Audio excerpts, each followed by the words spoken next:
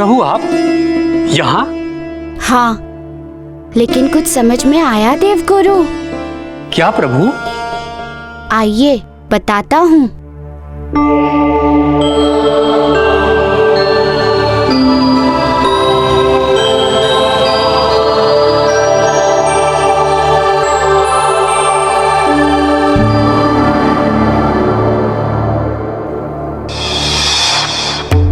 ऋषिवर, आप अपने पिता अंगिरा की रक्षा हेतु पृथ्वीलोक गए थे।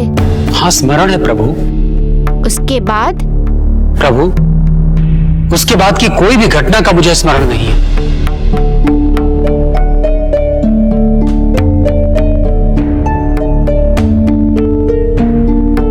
ऋषिवर, वहाँ शुक्राचार्य ने अपनी शक्ति से आपको कुबुद्धि के वशीभूत कर दिया था।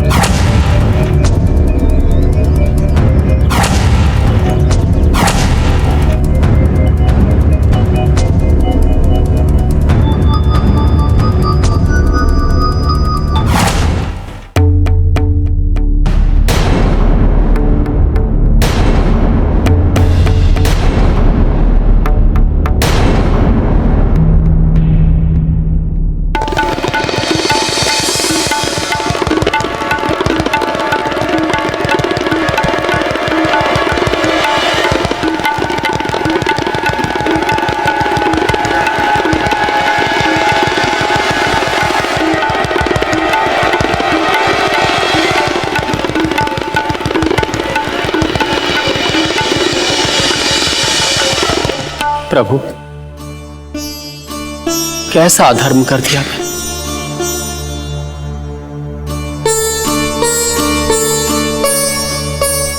कितना दुर्भाग्यशाली हूं मैं।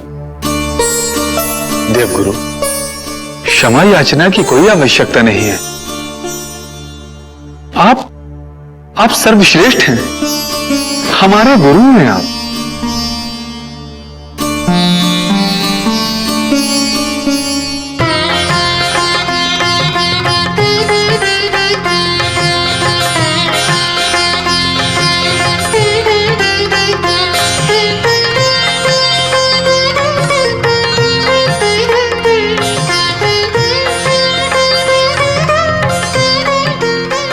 प्रभु, जो अधर्म किया है मैंने वो प्रायश्चित योग्य नहीं है। मैं इस स्वर्गलोक में रहने के योग्य नहीं हूं।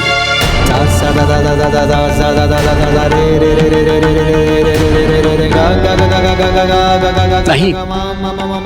ऋषिवर रुकिए, ऋषिवर रुकिए।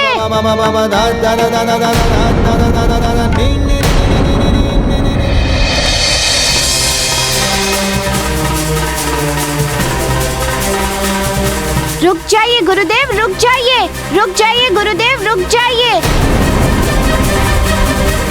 रुक जाइए गुरुदेव, रुक जाइए, रुक जाइए गुरुदेव, रुक जाइए। नहीं प्रभु, मैं धर्मी, अपराधी, पापी, आप सबके मध्य रहने योग्य नहीं हूँ। नहीं ऋषिवर, नहीं, ऐसी बात नहीं है। अपराध अज्ञान में किया हुआ कर्म होता है, तो आपने जो किया है वो अज्ञानता में किया है। आपने जो भी किया है वो कुबुद्धि के प्रभाव में आकर किया है, इसीलिए इसमें आपका कोई दोष नहीं लगेगा। इसीलिए आप देवलोक वापस लौट जाइए और अपने देव गुरु होने का पालन कीजिए।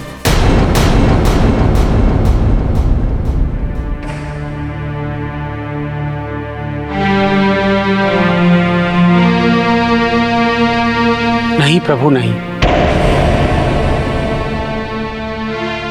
उन सबके सम्मुख किस मुख से जाऊंगा प्रभु?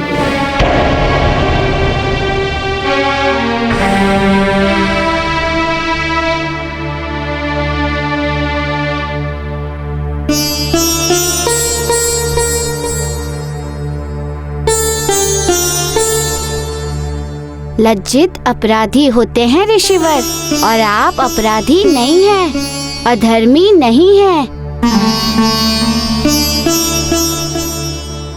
हाँ देवगुरु, आप हमारे धर्मज्ञ हैं। यदि आप हमारे समक्ष नहीं होंगे तो हम विधि की व्यवस्था का सुचारू रूप से संचालन कैसे कर पाएंगे?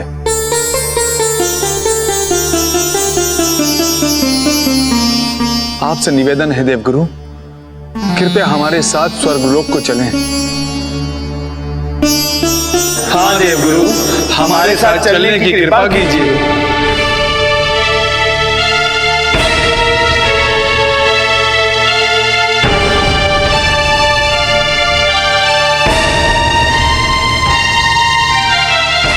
अनुरोध ठुकराते नहीं है ऋषिवर, जाइए। आइए गुरुदेव।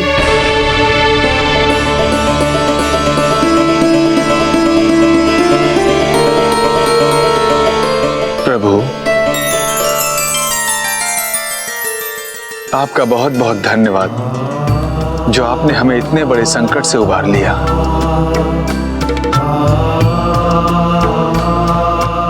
अब मुझे नवनिधि की यात्रा पर प्रस्थान करना होगा। गुरुदेव मेरी प्रतीक्षा कर रहे होंगे। धन्यवाद प्रभु।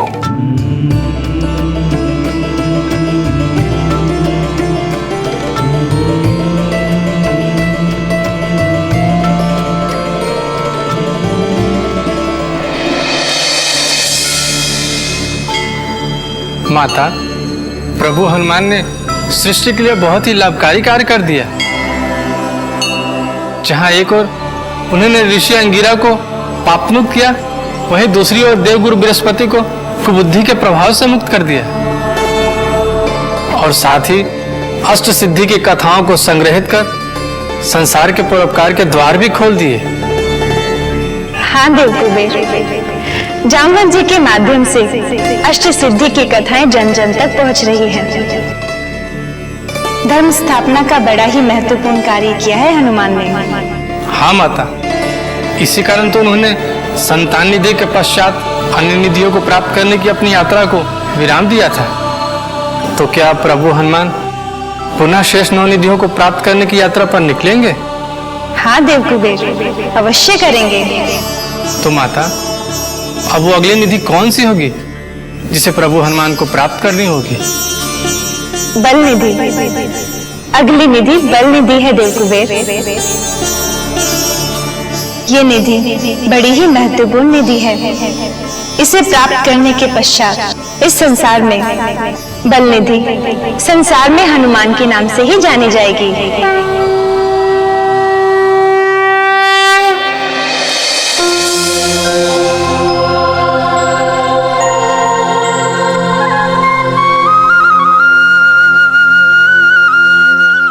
वन प्रदेश में इतनी मधुर बांसुरी कौन बजा रहा है?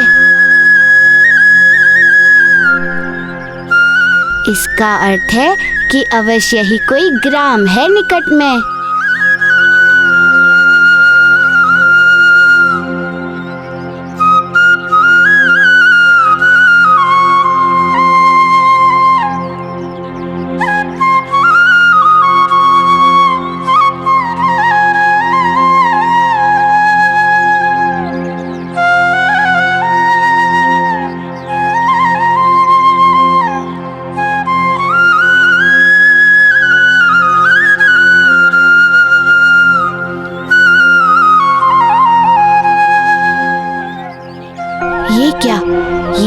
इतनी मधुर बांसुरी बजा रहा है, फिर भी विलाप कर रहा है।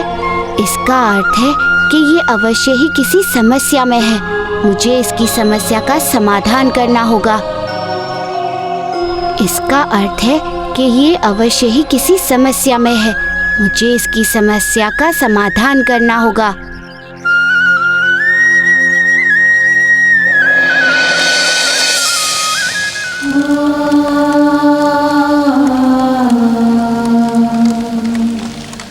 क्या हुआ भैया, किसकी मृत्यु हुई है?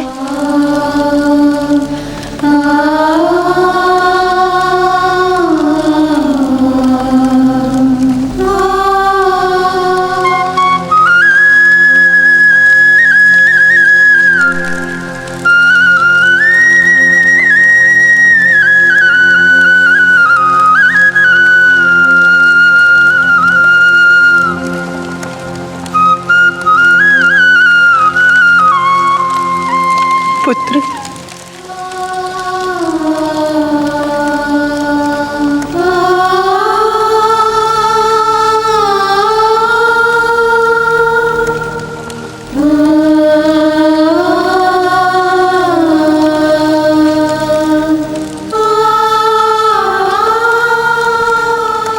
आओ आकर चिता को मुखाग्नि दो। मैं पहले कह चुका हूँ कि मैं मुखाग्नि नहीं दूंगा। बाध्य मत करिए मुझे। मैं मुखाग्नि नहीं दूंगा, नहीं दूंगा, कदापि नहीं दूंगा। रुको पुत्र, रुको, रुको मेरे लाल, रुको।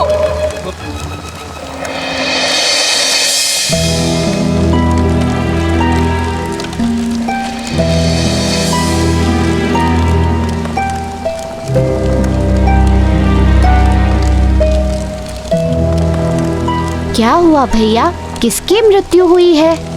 नहीं पता, हम लोग तो चिता को देखकर सहानुभूति प्रदर्शित करने आए हैं।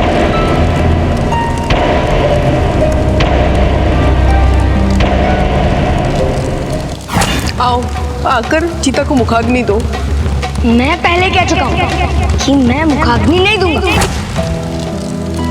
अवश्य ही कोई गंभीर बात है, अन्यथा बिना किसी मृत शरीर के ही वह स्त्री इस चिता को मुखाग्नि क्यों दिलवाना चाह रही थी, और उसका पुत्र चिता को मुखाग्नि देने से मुकर क्यों गया? ये कैसा विरोधाभास है? मुझे तथ्य का पता लगाना होगा। मैं मुखाग्नि नहीं दूंगा, नहीं दूंगा, नहीं दूंगा, कदापि नहीं दूंगा। बाध्य मत करिए मुझे। बाध्य नहीं कर रही हूँ पुत्र, मैं तुझे हठ त्यागने को तथा धर्म का पालन करने को कह रही हूँ, क्योंकि जिसकी मृत्यु हो जाती है उसे मुखाग्नि देनी ही पड़ती है। यही हमारा धर्म है। किंतु मेरे पिता की मृत्यु नहीं हुई है, वो अभी तक जीवित है। नहीं पुत्र, तेरे पिता जो मेरे पुत्र हैं वो भी जीवित नहीं है। हठ और अविश्वास करने से तेरे पिता जीवित नहीं हो जाएंगे। मेरी बात मान ले पुत्र। नहीं दादा, मैं आपकी बात कदापि नहीं मानूंगा। कदापि नहीं मानूंगा कि मेरे पिता की मृत्यु हो गई है। वो जीवित है और मैं उन्हें जीवित ही लेकर आऊंगा।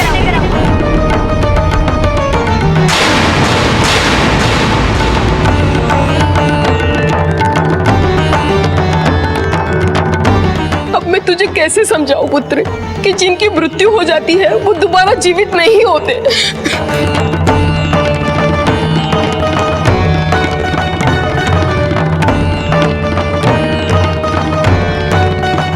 क्या बात है काकी?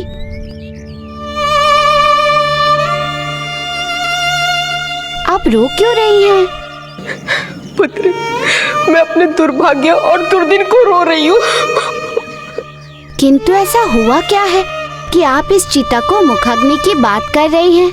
क्योंकि उस चिता पर तो मृत शरीर है ही नहीं।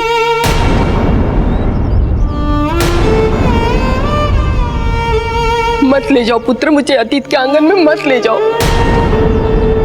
अतीत के मार्ग में अधिकांश शूल होते हैं, लहूलुहान हो जाता है मन, शरीर, सब कुछ। काकी, दुख बांटने से दुख कम होता है। समस्या बताने से समाधान निकलता है। आप मुझे आपका दुख एवं समस्या बताइए, मैं उसका समाधान निकालूंगा। ठीक है पुत्र, जब तू इतनी ही हट कर रहा है तो मैं तुझे अपनी समस्या अवश्य बताऊंगी। आओ मेरे साथ।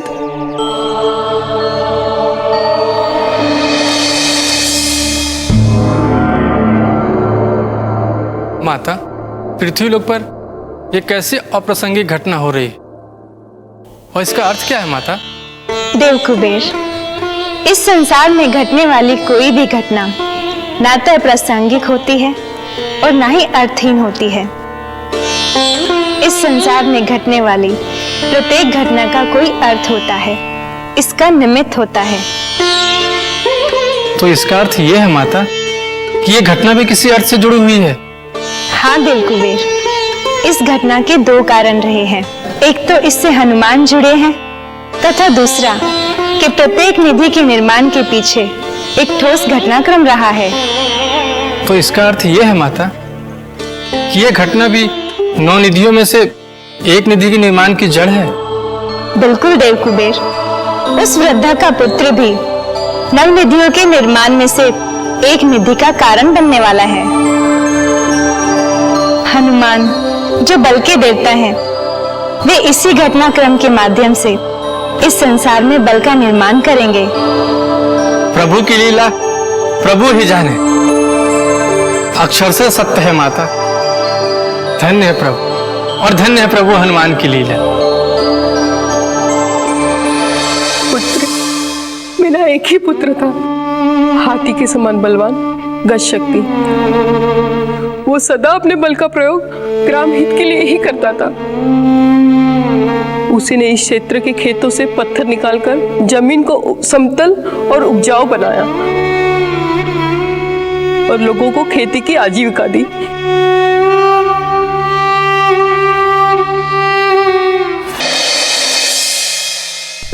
इस पत्थर को तो यहाँ से निकालना असंभव है।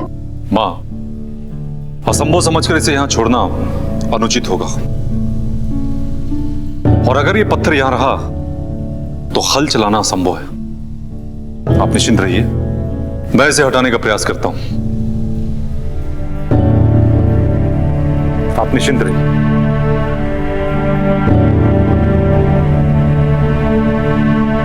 पुत्र संभल के, कहीं चोट न लग जाए। हाँ मां।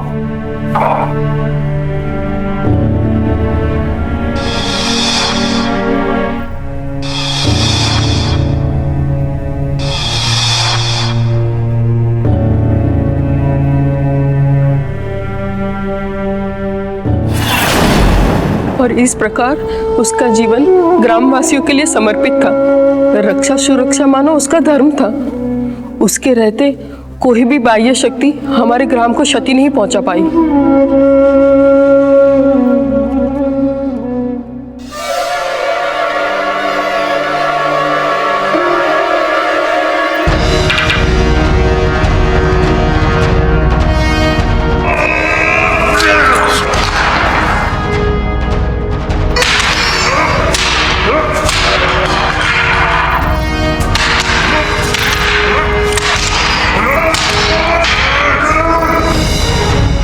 इस बार तो बच गए, लेकिन अगली बार हमारे ग्राम में चोरी करने आए तो अगली बार जीवित नहीं बचोगे।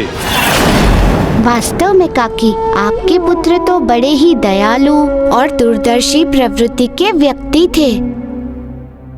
बल का प्रयोग भलाई के लिए करने से और दूसरी कोई नहीं होती काकी। पर भलाई का बदला मृत्यु होता है, वैसा तो मैंने कभी नहीं सुना। ऐसी क्या घटना घटी आपके पुत्र के साथ काकी? पुत्र, मुझे आज भी याद है, उस दिन मेरे पुत्र को राजा का पत्र आया था।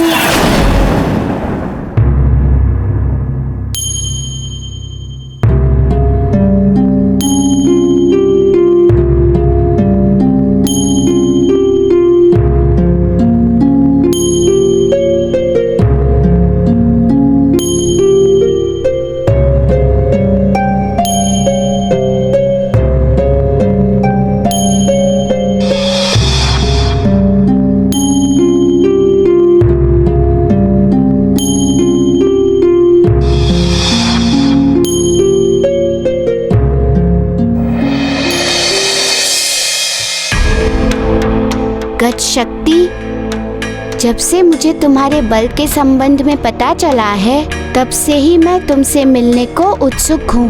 मैंने सुना है कि आज तक तुम्हें कोई भी पराजित नहीं कर सका है, इसलिए मैं तुम्हें स्वयं के साथ मल्लयुद्ध करने का आमंत्रण देता हूँ।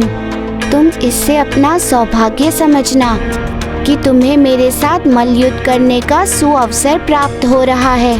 और हाँ, एक बात का ध्यान रहे, मेरे निमंत्रण को अस्वीकार मत करना, अन्यथा मैं तुम्हारे संपूर्ण ग्राम का सर्वनाश कर दूंगा। तुम्हारा शुभेच्छु, राजा बलधारी।